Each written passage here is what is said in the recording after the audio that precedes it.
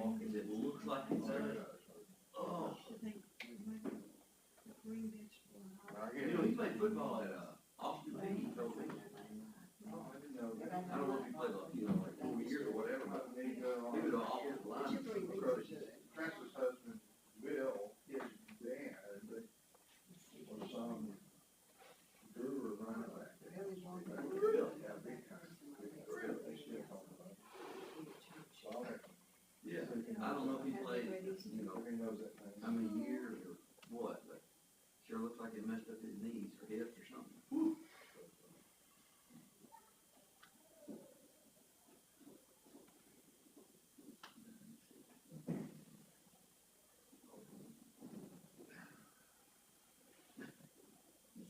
What salad did you make?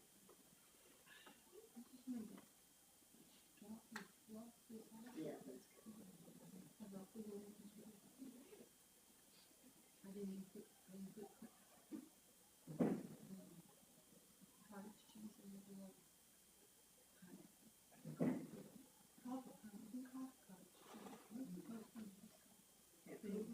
Cool. And I let Jim do the dessert, so I had to put several. I think it's not good in sweet cream or do. It's not something you can have easily, instant snack. You can have, I've had a recipe for one of each. So.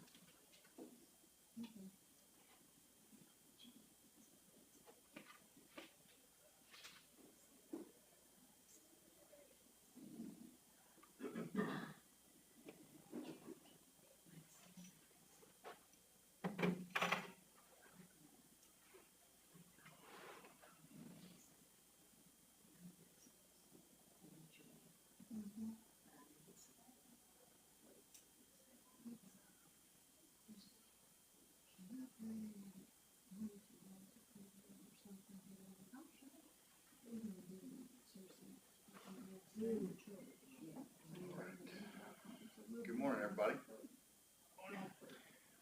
We got a small crew today, I think because of the breakfast. There's like a family breakfast in the gym, I believe. So, we'll be a little lighter this morning, I imagine because of that. Trent was supposed to teach today, but we had a little scheduling conflict. He's gonna be at that breakfast. So y'all got me again. Yesterday, instead of just jumping in, I was going to mention this. Yesterday was Maria's birthday, so if y'all know Maria and see her, wish her happy birthday, please. We had a good time. I don't know if y'all have ever been to Babalu in Memphis, but they bring out avocados and make fresh guacamole right in front of you, and it's worth it. You should go try that if you like that. So it's kind of a Tex-Mex place. So we really enjoyed that, and then we went to all the stores she wanted to go to, and then we ended up at Trader Joe's. I don't know if y'all ever go to Trader Joe's. I used to work at Trader Joe's in Nashville for a little bit, and it's always busy and crowded. So if you don't like that, don't go. But if you like some, What is Trader Joe's? what'd you say? What is it? It's a grocery store. Okay. They've got different unusual stuff. Yeah. There's certain food items there that you wouldn't be able to get at like Kroger, but a lot of it's priced really well. They don't do sales or discounts. It's just all the price that it is, and it's really popular. So we went there, and I was also going to say that I've got a double ear infection, and which is weird because I hear about kids getting double ear infections or just ear infections, and I never did as a kid, but now I am as an adult, so I don't know what's going on. But I don't know if y'all have ever been to the Fast Pace that's close by here, but I always think my experiences there are interesting because when I start to tell the nurse, actually I don't even know if they're nurses, but I start to tell them what's wrong, and they kind of like start stepping back a little bit, you know. But anyway, so I've got my antibiotics, so I'm feeling better. But I hope y'all had a good week and a good Saturday, and hopefully today will be encouraging as we think about the resurrection of Jesus a little bit more than usual. So another thing about our text today, or our study today, is we're not covering much text. When I started looking over what was on the schedule for today, I was kind of surprised that it was broken down this way. So I'll blame Derek for that. But we kind of chopped the story, like we kind of end mid-story or right before the action. So we're just going to look at 12 verses and talk about that a little bit. I thought about playing a Bible Project video that kind of explains it. Have y'all done that before, gone through some Bible Project videos? I think those are so helpful, and I think the work and the scholarship that goes into those, and the work that goes into explaining it and articulating it in helpful ways is really, really good. And so I thought about doing that, but I wasn't sure if that would be weird or something. I didn't know if y'all ever watched those. So we may just end early today, and I've never had anyone complain about that. So we're in Acts chapter 27. So if you want to turn there, I will have the text here on the screen in a moment. So we're just doing, like I said, verses 1 through 12. And it's funny how we break up passages. I just noticed here in this Bible, you know, we have the headings that are added. It adds shipwreck at 14. So we're going 1 through 12, but this is 1 through 13. It's broken up 1 through 13 in this Bible. So just a quick recap from last week. We ended by talking about a few things about Saul/Paul, his Hebrew and Greek names, and talked a little bit about how he was not only converted, but he was commissioned, and this was sort of a special conversion in a way. We talked about that some. And then that Paul is the model witness to Jesus as Messiah, going back to that key verse in Acts 1, verse 8, being witnesses to the ends of the earth, and Paul embodies that. And speaking of the word embodied, Paul believes in embodied resurrection, not disembodied spirits. And that's evident as you look more at what Paul says about the resurrection, especially in 1 Corinthians 15. But there's also a passage in Philippians 3, I believe it is, where Paul talks about our physical bodies being resurrected. And there are other texts as well. But this is an important. Could you elaborate on that a little bit? Sure. Because explain kind of what he was talking about, because I don't really understand. Because some bodies are embalmed and last forever, others return to dust, and others are burned up, others are exploded into tiny bits. I mean, there's all kinds of situations dealing with the human remains. Right. So what did he envision this embodied resurrection to consist of? Everything coming back together like it used to be, or what? Yeah, I think I think that. Because I was hoping for something much better. Oh, really? So what would be much better? What would much better look like? He's talking about his body. I'm talking about my body. Oh yeah, I've said that for years, and nobody ever laughed for some reason. Yeah, absolutely. But yeah, I do think no matter what happens to our bodies, that, you know, because of God's power, there will be a physical, real, tangible resurrection. I don't know how we're pieced back together, but I personally believe that God will renew our bodies, hopefully better than what it is now. But, you know, the language that's used in Revelation about all things being made new, I'll probably say this backwards. It's not that there will be all new things, but all things will be made new. And probably the better way to translate that is renewed. All things will be renewed. So that's speaking of creation, but but that includes certainly us and our bodies. After Christ's resurrection, his body was renewed, I guess, Mm-hmm. but it still retained the physical, effects of the crucifixion. Right, and that's always been kind of a confusing thing to me, as well. I don't know if perhaps when he ascended to the Father and went to be with him at the throne, if there was some sort of additional transformation that happened, you know, where those wounds were healed or something like that. I don't know. But I do believe that Jesus, you know, is still human. He didn't become human and then now he's going like back to ghost mode or spirit, you know what I'm saying? Like he became human eternally. And yeah, to your point, that is a confusing part of it to me, or just something I'm uncertain about. Anybody else have a thought about that? Well, you know, of course, we don't know, but there's no indication that there would be another further transformation. And, you know, if you look at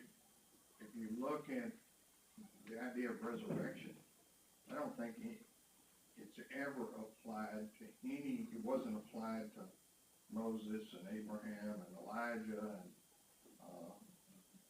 the word resurrection is not applied to those. In other words, they are with God. They're in paradise. Mm. The thief on the cross wasn't resurrected. Right. And so it's all bodily. It's all bodily, and would be the purpose of being bodily speaks to creation and the renewal of all creation. And Mm-hmm. would make a whole lot of sense having bodies in a physical woman.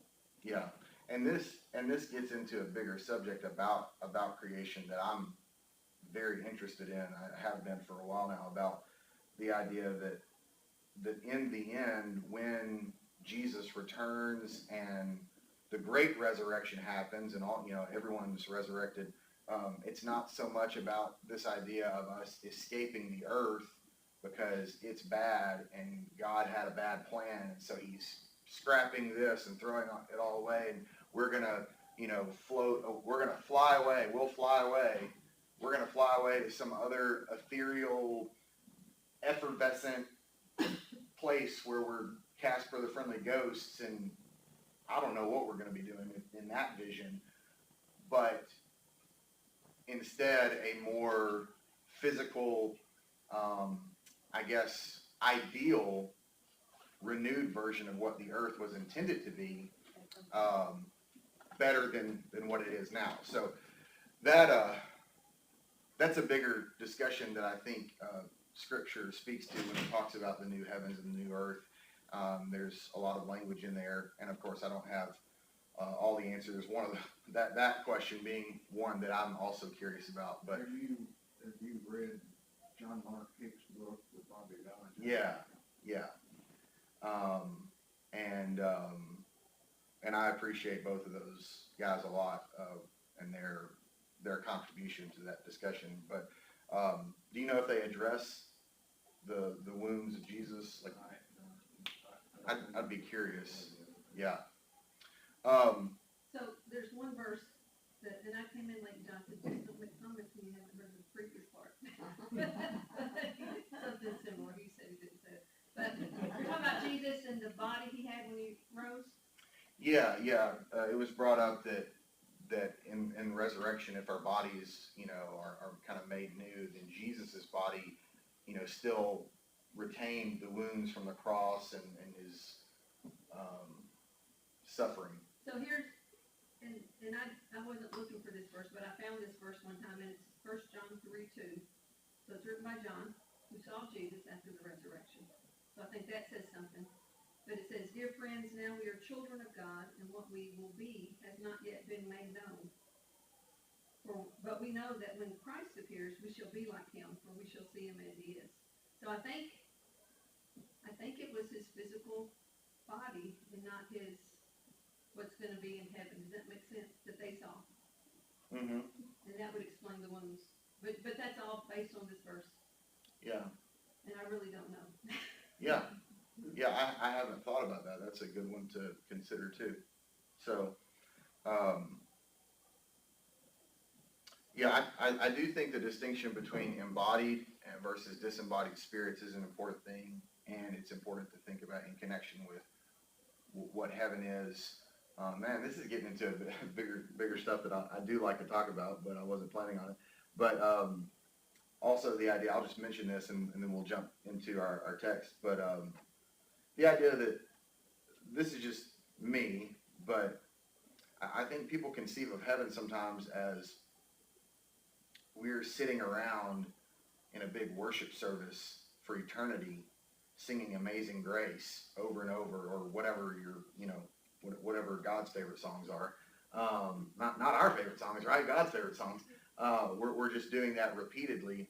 And while certainly I would think we would worship, to me, what makes more sense is this idea that if we're renewed and the earth is renewed, and it's physical and it's real, then there would still be activity. There would still be movement and life and eating and celebrating. I hope there's eating, you know what I'm saying? Like, I hope we're not all just, like I said, ghosts floating around, but that those physical things that we experience now will be there then, and it will be even better than now. And there will be service, which is worship to God. So, the idea that we'll just kind of leave the earth, float away, we're sort of like spirits. Sometimes people say we'll become angels. There's all sorts of thoughts that people think about heaven that the scriptures don't necessarily say. And then we'll just sort of have a eternal, song service. That's an odd view of heaven to me. But that's just me personally. So we can talk about that more. I'll get some interesting expressions that I'm seeing on people's faces. But this is why the resurrection is important, I think, because it's not just about the forgiveness of sins, but it's about the renewal of the body and the renewal of creation. That God made the earth and the dwelling place of man and God to be a good thing where we could be together forever. And so Paul's belief in the resurrection, of Jesus is what drives him forward through all the terrible things that he experiences. And so that's another reason why, Peter says we have a living hope, right? A living hope in the resurrection. So all that to say, I know I can't answer everything about that, but that's kind of where I'm at right now on much of that. But in Acts 27, we're going to look at these verses, and I think because we just had that little chat about that, we will probably be fine on time. I thought we were going to go be done super early, but we'll probably be good now. So just 12 verses, and I apologize for some of the names. I don't know how to pronounce them either. I was just always told to do it with confidence, and other people would be like, yeah, that's right. So let's read through these 12 verses. If we can just start here at the front like we typically do, and then we'll talk about it. And when it was decided that we should sail for Italy, they delivered Paul and some of the other prisoners to a centurion of the Augustan cohort named Julius. And embarking in a ship of which was about to sail to the ports along the coast of Asia, we put to sea and accompanied by Aristarchus, a Macedonian from Thessalonica. There you go. That's a tough word too. The next day we put in at Sodom, and Julius treated Paul kindly and gave him leave to go to his friends and be cared for. And putting out to sea from there, we sailed under the lee of Cyprus, because the winds were against us. And when we had sailed across the open sea, along the coast of Sicily and Pamphylia, we came to Myra and Lucia. There the centurion found a ship of Alexandria sailing for Italy and put us on board. We sailed slowly for a number of days and arrived with difficulty. And as the wind did not allow us to go further, we sailed under the lee of Crete off Salomon. Coasting along it with difficulty, we came to a place called Fair Haven, near which was the city of Messina. Since much time had passed and the voyage was now dangerous because even the fast was already over, Paul advised them, saying, "Sirs, I perceive that the voyage will be with injury and much loss, not only of the cargo in the ship, but also of our lives." But the centurion paid more attention to the pilot and to the owner of the ship than to what Paul said. And because the harbor was not suitable to spend the winter in, the majority decided to put out to sea from there on the chance that somehow they could reach Phoenix, the harbor of Crete, facing both southwest and northwest, and spend the winter there. All right, that's our 12 verses for today. So, what did you notice, or did you notice anything? This is kind of what I mentioned, I think the first time I taught, like all these different places are mentioned here, and it kind of confuses me a little bit because I just, there's so much to take in, and I'm not familiar with all these places. So, anything stand out to you, or anything seem interesting or strange? I was told by someone, if you want to have a good Bible study, look for the weird stuff. So, anything stand out that's weird or strange to you in the text? I have sailed across the Mediterranean a couple of times, and it's been said that the weather at different times of the year can be extremely difficult, even for large ships. And that also there are thousands and thousands of shipwrecks in the Mediterranean, and they don't allow scuba diving there unless there's some kind of special archaeological expedition or something, because there's just so many thousands of ships. I just want people to leave the stuff alone. But it is a very treacherous sea in different times of the year. Yeah. I think since we're on this side of the story and we know about Paul, I mean, sometimes we give the captain kind of a hard time, but I mean, who are you gonna listen to? You know, the guy who knows the sea, or just some dude who says, I think it's gonna be rough. You know, I think we sometimes give him a hard time, but I'm like, if I'm him, I mean, Right. I might very well listen to him as well, instead of Paul. I mean, you know? Yeah. I mean, again, on this side of that, we understand that's crazy, but they didn't. Right. Right. Yeah, I think that is always interesting when we seem to be overly critical of someone in a situation, but we have the knowledge as the reader after the fact to know what happens. So, yeah. It's interesting that he was a prisoner, yet they let him go visit his friends. Yes, that was something that stood out to me as well, that he's not being treated like a typical a prisoner would be. That's right. It kind of lets you realize what kind of a commitment the trip was back then. Like it Right. wasn't, we get on a plane and we can be in Jerusalem half a day or a day. Mm-hmm. It was years, a year just to get one side of the Mediterranean to the other. Right.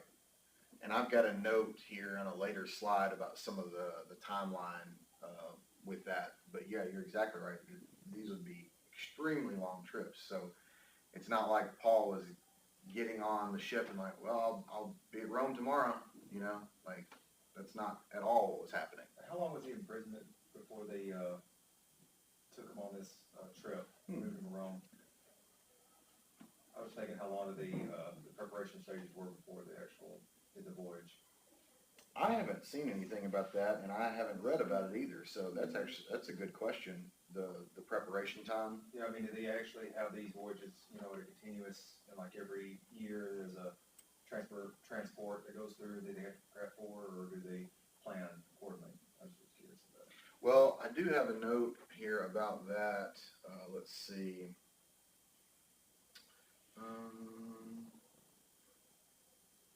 Give me just a second to find this.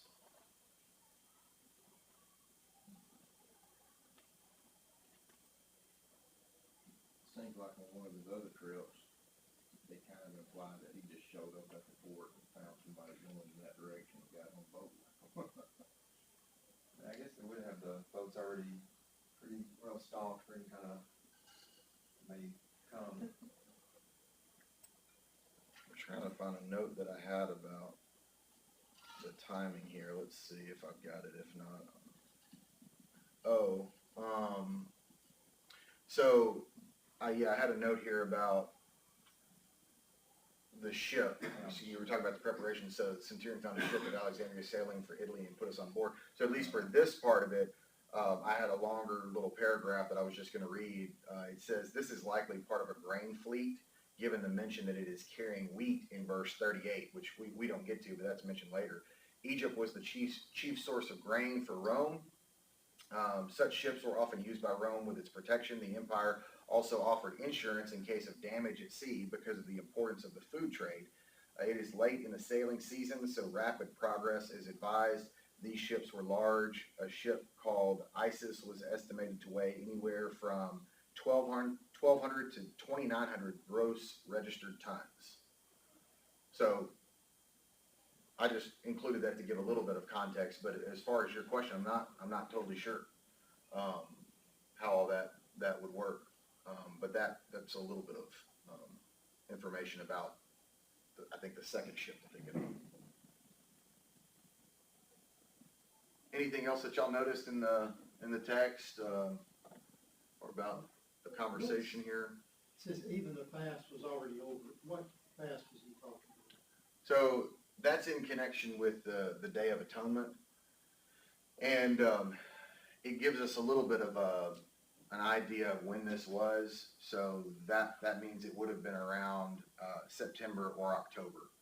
And so one of the things I was going to point out is that because this trip is going to take long anyway, and because it's getting worse and worse, the weather's getting worse and worse, they're fearful that they're going to be traveling in the winter. And that's what they're trying to avoid, because that's when the weather's the worst. So we know about the timing here a little bit from that, and that they're trying to hurry up and figure out a plan because they don't want to get caught in the wintertime. And that's, I think that's part of what Paul is getting at as well when he speaks up here. You know, I kind of assumed that Yes. when he says that, sir, as I perceive this is going to end in much loss, Mm-hmm. that he's speaking from the Holy Spirit. But then I remember he wrote, and I think he wrote earlier, I'm not sure, that he's already had 3 shipwrecks. Yeah. The day and night at sea, so it's like, the guy's a little nervous here. Right. I got some experience with this. Yeah. That's what I was also going to say about Paul is that, he definitely has some experience with this, and I was going to pull up a passage, I think, from 2 Corinthians. So it's interesting to your point that he, the centurion, I think, doesn't listen to him, but I think he certainly considers it because of Paul and his experience, and I think they view him as more of a trusted person and a religious person, more so again than just a typical prisoner that they wouldn't trust. Yes, we don't know the backstory, but he'd had 2 or 3 shipwrecks before. Yeah. He probably would have shared some. Yeah, And he wasn't speaking prophetically. He said, "This is my perception." right. Yeah, because I think here he says also of our lives, and when the shipwreck happens, I'm not sure who all dies. He doesn't, obviously. No one dies. Yeah. So he he's speaking out of his experience, fear. Maybe not the spirit in this case because it's not accurate in that regard. But yeah, a couple of things I noticed that I wanted to point out from the text. At the very least, Paul is traveling with Aristarchus and Luke. And so Aristarchus is mentioned in chapter 20 and verse 4, and it's probably the same person that Paul refers to in Colossians 4:10. He says, Aristarchus, my fellow prisoner, greets you. He mentions him there. And then in Philemon, verse 24. So that's one person we know is with Paul. And then Luke, simply because he keeps saying we, right? We should sail, it says in verse 1. And we put to sea in verse 2 and other moments where he mentions we. So we know that those two at least are with him.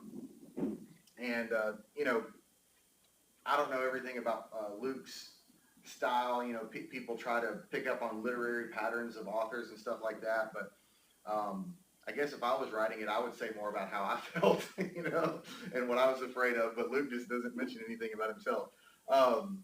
So in the ancient world, if someone survives at sea, they were considered righteous.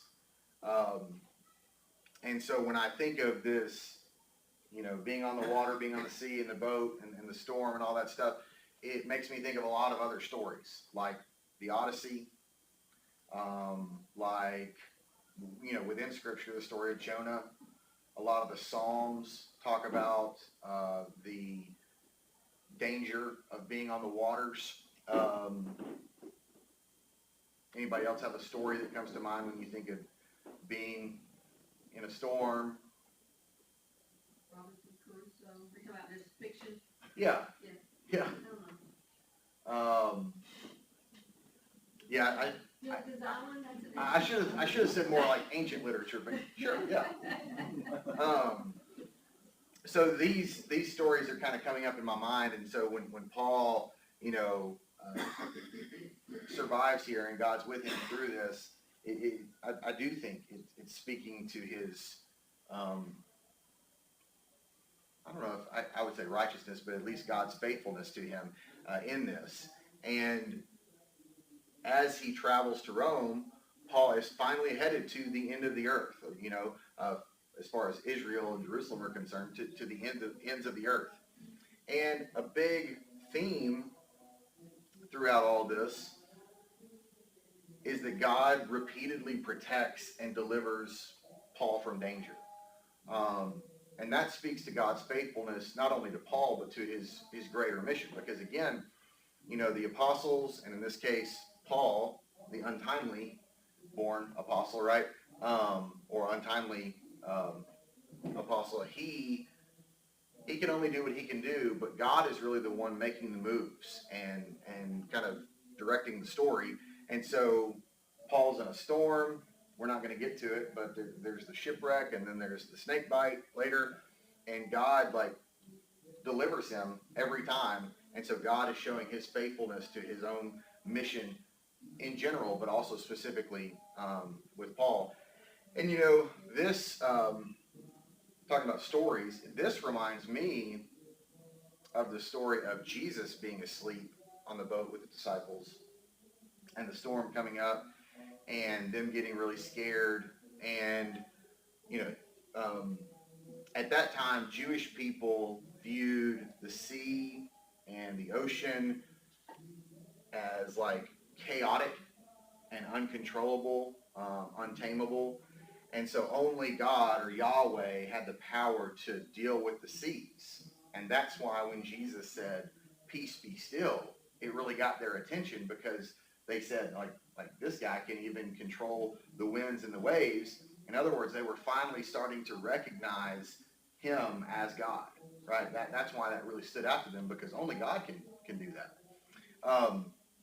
So that's the story that kind of popped up in my mind along with this. So your slide there, he protects and delivers Paul from danger. Yes. While he still has a mission for Paul to do.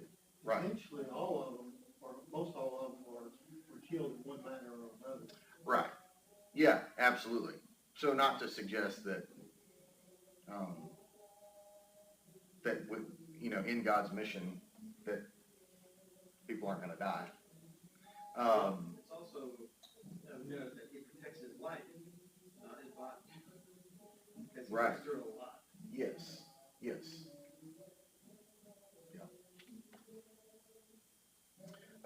And earlier, someone mentioned this about him getting to see his friends. So Paul isn't really viewed or treated like a typical prisoner. He's not viewed, I don't think, as a threat. And he was even able to see his friends. And I mean, that's especially going through what he's going through, what a huge blessing to be able to see people that he loves and cares about. And there's a book that I would recommend anybody reading. It's called When the Church Was a Family. And it emphasizes how friendship in the early church was taken more seriously than it is now.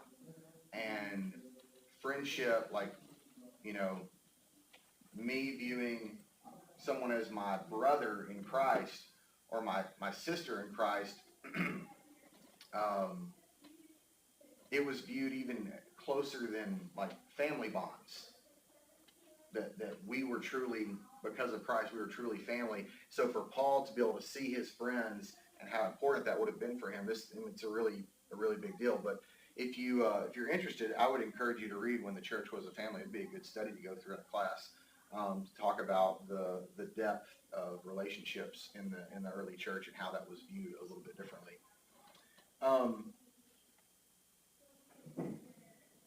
So this was something that stood out to me because I just didn't know what it was talking about. Putting out to sea from there, we sailed under the lee of Cyprus. I didn't have a clue what that meant because the winds were against us. So I guess that gives us a little bit of context that we did this because of that. And so here's a quote explaining it a little bit. This is sailing in such a way that the island protects the ship from the westerly and northwesterly winds of summer and autumn. They would be sailing east and north of the island. Here they can also take advantage of the currents running along the coast. Sailing in the reverse direction would call for a route in the open sea to take advantage of these winds, as in 21:1-3. So a little bit of help understanding their strategy to try to stay close, I think, to the island is what I'm understanding it to say. Is that what y'all got from that? Yes, the leeward side of the island. What'd you say? Did you say leeward? See, I'm not even familiar with that, leeward. Okay. Protecting the water from the wind. Yeah. So when it says under the lee, it also says that in another verse. There's another one right after that where it mentions the same phrase. That's what it's talking about.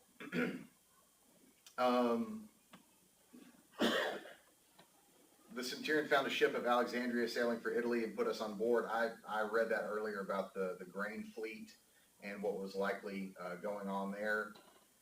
And then one thing I wanted to mention was that from Alexandria to Rome, it would have typically taken about 13 days, but because of the bad conditions, it would more likely take about 45 days.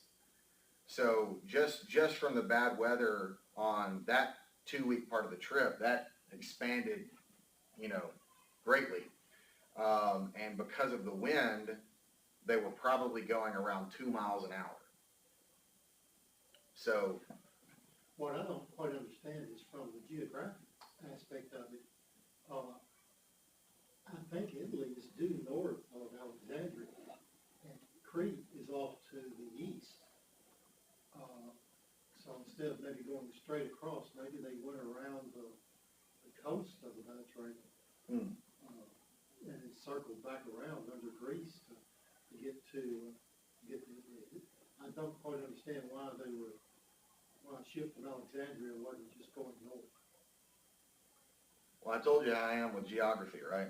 So I read through different things about that, and I was like, I don't know what's being said here. So I'm not certain about that. I thought I had a slide earlier that talked about how long they expected the entire trip to take.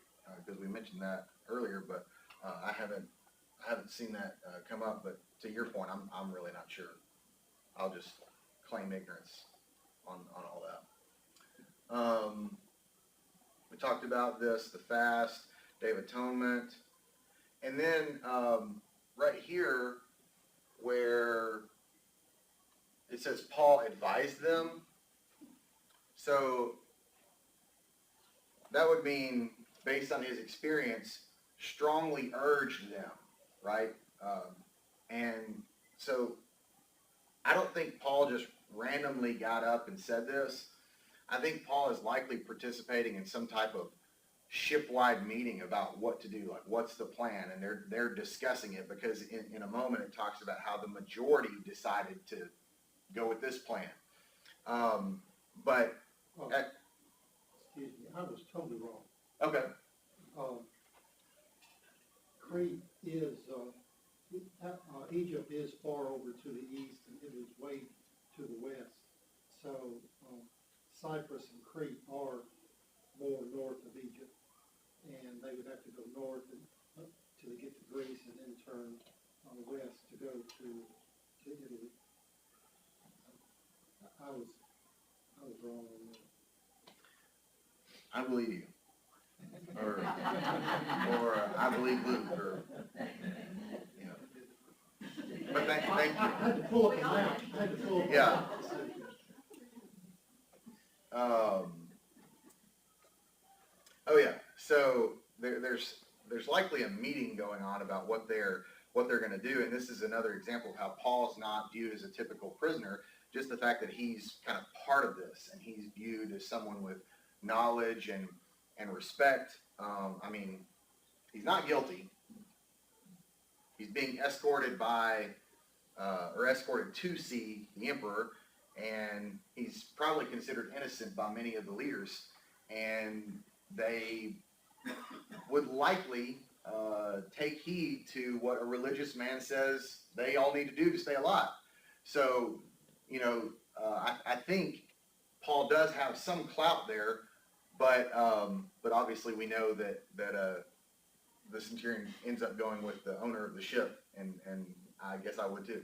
But this is what we were referring to earlier, 2 Corinthians 11:25 through 26, where Paul says, 3 times I was beaten with rods, once I was stoned, 3 times I was shipwrecked, a night and a day I was adrift at sea, on frequent journeys, in danger from rivers, danger from robbers, danger from my own people, danger from Gentiles, danger in the city, danger in the wilderness, danger at sea, danger from false brothers. Oh, I thought I had another verse there. Yeah, and so yeah, Paul is very experienced at being at sea and being in shipwrecks. So that's why he spoke up. He was like, I see this going really badly for us all. And then, like I had highlighted here, the majority decided to put out to sea.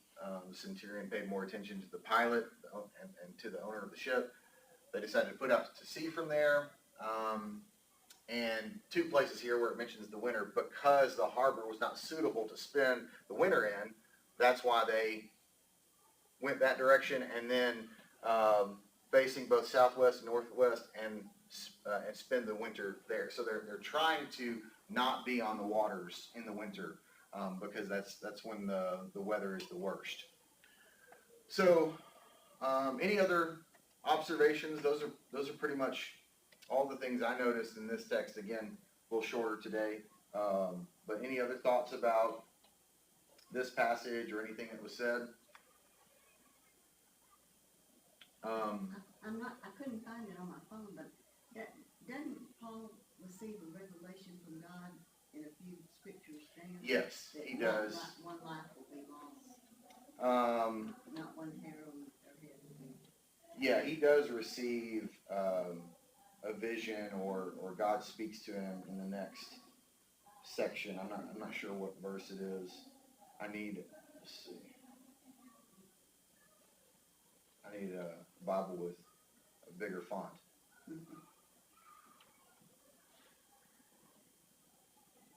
Verse 22. Yeah, there we go. I just got there. You want to read that, John? But take courage, none of you will lose your life ship will go down. For last night, an angel of the God to whom I belong and whom I serve stood beside me, and he said, don't be afraid, Paul, for you will surely stand trial before Caesar. What's more, God in his goodness has granted safety to everyone sailing with you, so take courage. Keep up your courage. I believe God that it will turn out exactly as I've been told.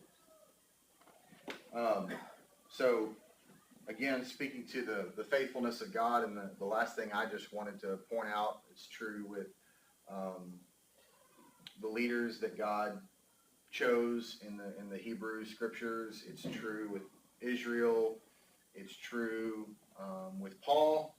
And it's true with the crucifixion and the resurrection, that God brings about his purposes often in the most unexpected ways.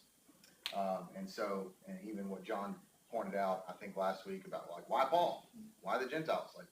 But God brings about his plan in unexpected ways with unexpected people. And that's, I guess, most clearly seen in the resurrection of Jesus. So, thank y'all, and hope you have a great Sunday and happy Easter.